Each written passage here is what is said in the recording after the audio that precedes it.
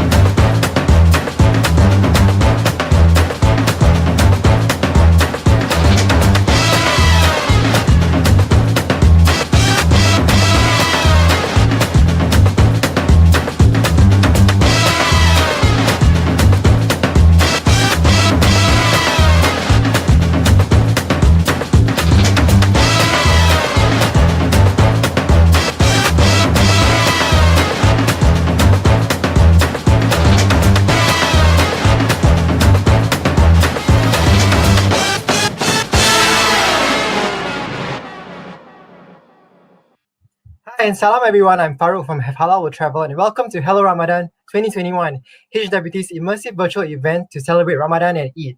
Now, while the celebrations that Muslims are used to may be different because of COVID-19, we hope to bring the spirit of Ramadan and festivities to you at home. Now, you guys can look forward to an exciting lineup of shows, daily challenges, and our very own virtual bazaar, and also there are lucky prizes to be won throughout Ramadan as well. Now, one of the key segments of our event is the 1% Better Everyday Challenge. It features 30 challenges that all you guys can take on to be a better version of yourselves. Now, for every challenge you complete, a brand will be donating to a charitable cause. And in relation to that, today I'm delighted to have Ustazah Liyana Musfirah with us. She's a motivational speaker and founder of the Liyana Musfirah Network, a support network for Muslim women. Now, besides giving tips on how to be more spiritual, Ustazah Liyana also shares a lot about self-care and life lessons. Now, today she'll be sharing with us how we can set goals for a more fulfilling Ramadan. Ustazah, thank you so much for joining us today. We're so happy to have you here.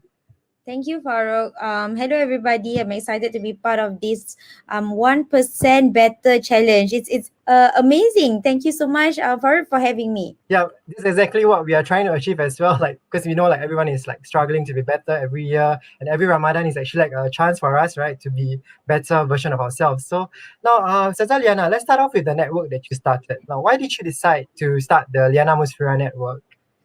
Okay. Why? Okay. This initiative is based on the need and the demand of women, Muslim women to be exact. They need a form of support. They need a form of a holding space. They need a form of a place that they can go to learn religion, but at the same time feel supported and not feel that they are being judged. So this really came out from a personal experience. So I was going through a very, very rough time in my personal life, and I wanted a form of a support system. But I couldn't find it. So that was when I realized if I couldn't find it, I'm pretty sure there are hundreds and thousands of other women out there that are also looking for the same thing. They wanted a support system. They wanted a holding space. They wanted a platform where they can just be accepted, but at the same time feel empowered. So to be exact, Farouk, I started Liyana Musfirah Network because of my personal passion to find a support system, but it was also inspired by Oprah Winfrey Network. So Oprah Winfrey, she's amazing. She's really, really a role model. She has her own TV line. She has a magazine. She has a publication company. She has quite a few things, right?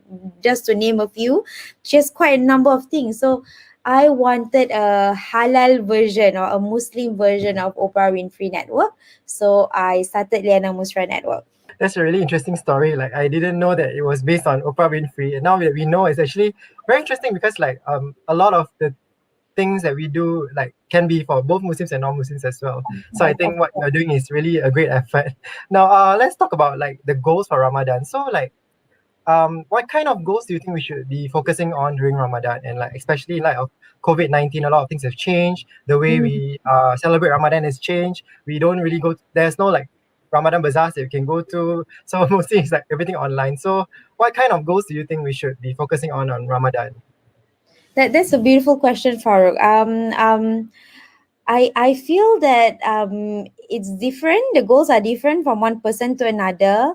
A few things that you can focus on is to be better spiritually, to be better physically, to be better emotionally, to be better mentally, to be better psychologically. So you can plant a few goals and a few aspirations for all these different elements of yourself. Because it could be that you're very good physically, very active, very healthy, but then your mental well-being is not that well. It could be that you're better emotionally, but then your soul or your spiritual part is lacking. So if you ask me what kind of goals that we should try to strive towards, it really depends on what you need at that point of time. For some people, they can do it. All five, they want to try to be better this month, for example. For some people, they can only do one because it can get too overwhelming. For Ramadan, Farouk, I think it's best if we choose this month to focus on our spiritual goal, because we have 11 other months, right? We have other months that we can use to focus on our physical well-being, mental well-being, emotional well-being, and we tend to forget about our spiritual part. So I think for a start, this Ramadan should be the month where we chase after the goodness of spirituality, because you can feel everyone else is doing it. Everyone on social media is reciting the Quran, is going to the mosque, is wanting to be better versions of Muslims. So it's easier because you see everybody around you is doing, so you also feel the motivation to do it. So if you ask me, where should a person start with regards to setting goals for Ramadan? Focus on your spiritual side. If you didn't perform the way you wanted to before this, take this month as a beginning, or as a start for you to be better spiritually. Do you have any like maybe personally for yourself any specific goals that you can recommend for our audience, people who want to start to be better but they don't know where, like what you mentioned, right? Don't know where to start. Since many of Mhm. our audience are also like women and Muslim, and I think there's something that they can identify with. I think you are someone that they can identify with. So maybe you can like recommend some goals that you might have. Beautiful. Okay, I think for a start, prayer, the five daily prayers would be a good start, because I'm pretty sure we as humans we have those moments where we don't feel, I don't feel like praying today. I don't understand why I should pray. I don't understand the meaning of praying. I feel lazy to pray.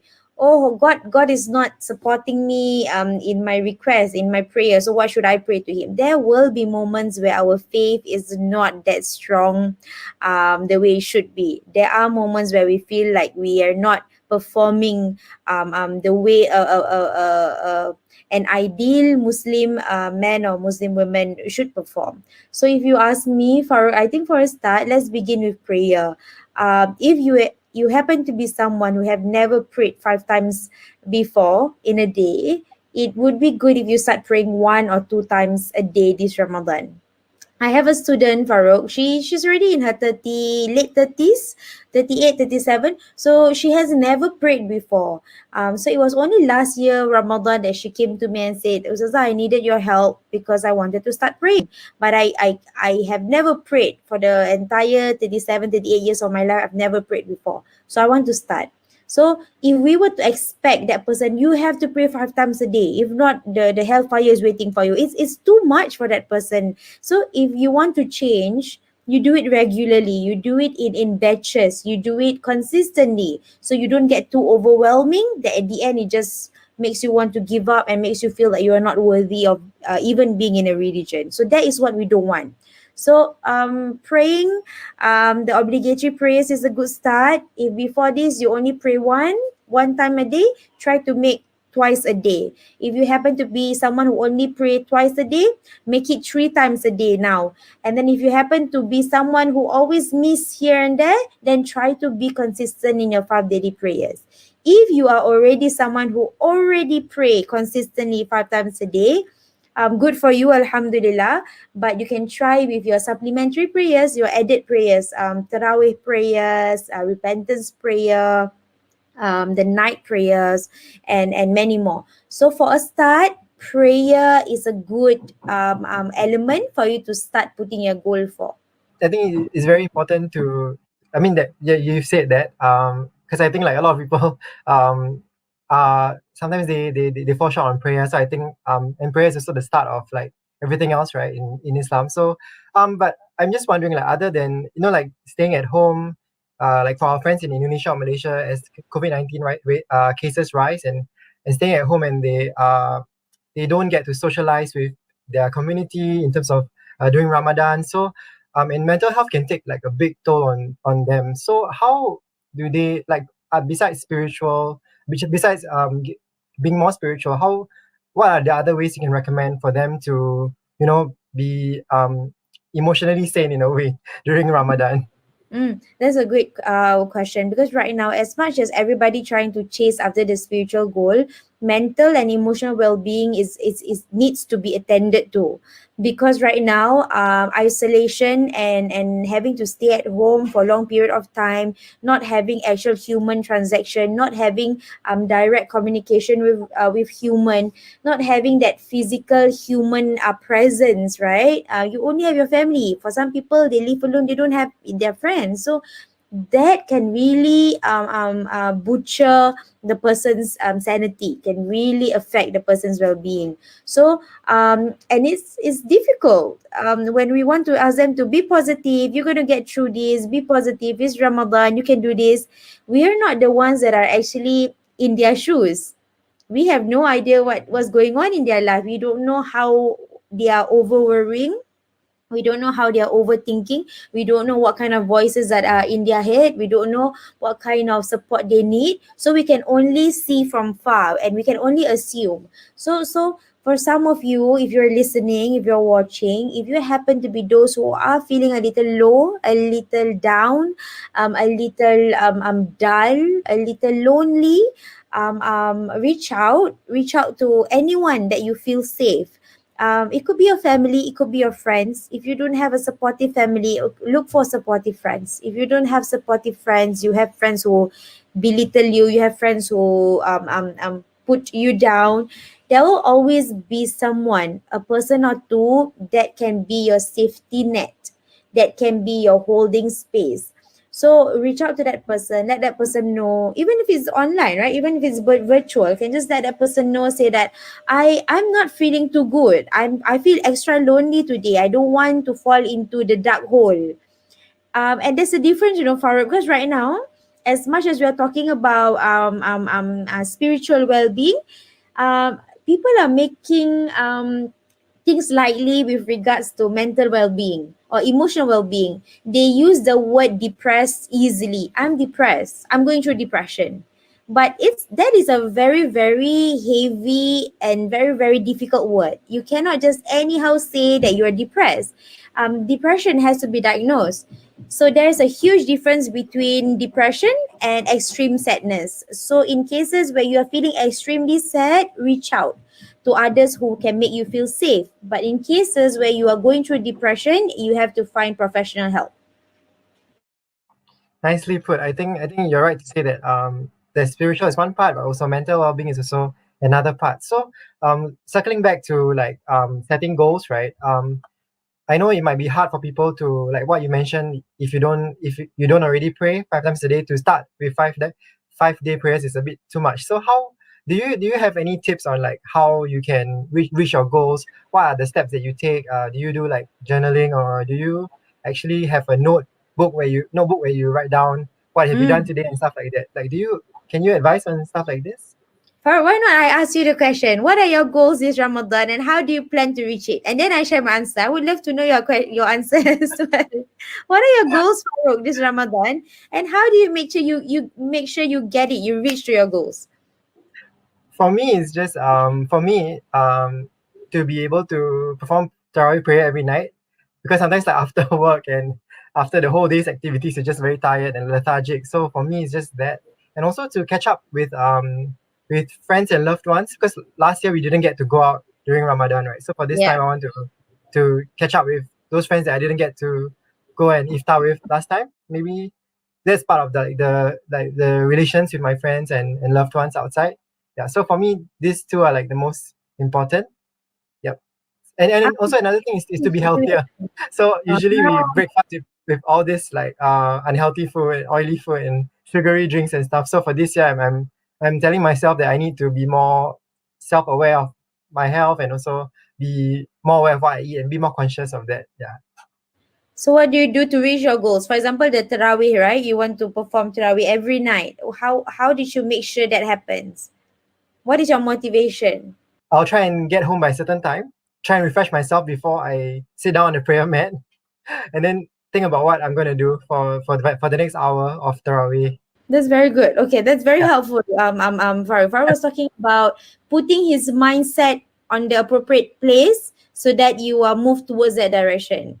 Brilliant. So I think with regards to answering the question about how do you make sure you get your goals achieved, because we can have so many plans, right? We can have 100 different things on our checklist. I want to do this. I want to do that. I hope to be able to do this. But then in the end, how do you make yourself disciplined enough to reach your goal? That is a huge challenge. The huge challenge is when you have all these things on your list that you want to do, but you end up not doing anything at all because you are just not disciplined, right? So I always introduce to my students, Farq, about the success of reward system. So you're always giving people reward for something that they do right. Like if someone does something bad to you and then they apologize, and then you're like, wow, thank you for apologizing. I feel better. Let's work on our friendship now because you actually took the initiative to apologize. Or in another situation is when your child eat vegetables, you buy an extra lollipop, something like that, the reward system. So this could actually work for you as well. So in cases where you realize you manage to pray 5 times a day, promise yourself something in return. So, for example, you have already a motivation that is actually waiting for you at the end of you achieving the goal. So, reward system is one. The second thing that can actually help you to achieve your goal is to have very supportive friends. You cannot do this alone. This is although it can seem like a personal goal, sometimes personal goal you need the support of very great friends. It's like, working together, all of you wanting to learn about halal together. If you do it alone, it's going to be challenging, but if you have a group of friends that are also working together to find out what is really the definition of halal, for example, it can really go well. So if you ask me, there are three things. Number one would be the reward system. Number two would be very supportive circle of friends, and number three would be the act of being disciplined, which I know is the hardest, especially when it's fasting month. Allah, might as well you sleep, right? God will understand. Will understand, right? He's the most understanding, the most forgiving. So it's difficult to be disciplined, but with discipline, someone can really go places.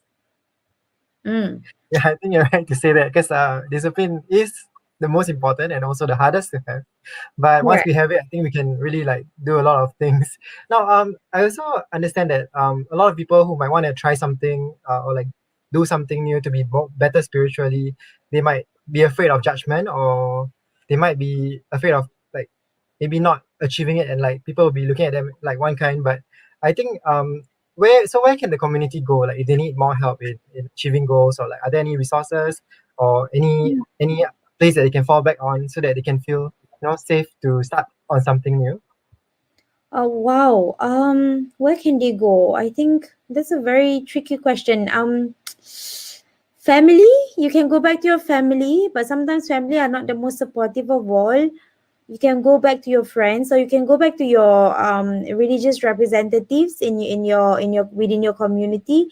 If you and right now we have quite a number, like for example, more and more asatiza, more and more religious representative are being more and more open and always ready to support you on social media. Mm. So in those cases where you really cannot go to your family, really cannot go to your friends, having a online community is also a possible option. Online community. Mm. Yeah, I think. Oh, we can go to you, right, Saza? Yes, you can go to Park also. Can go to HCWT. So I think we've been talking a lot about how Ramadan is a time for most of us to be a better version of ourselves. So I think just to end it off, do you have any advice for anyone who just started out on their journey, be it spiritual or not, and like they might be struggling to be a better version of themselves? So do you have any advice for that, Ustazah?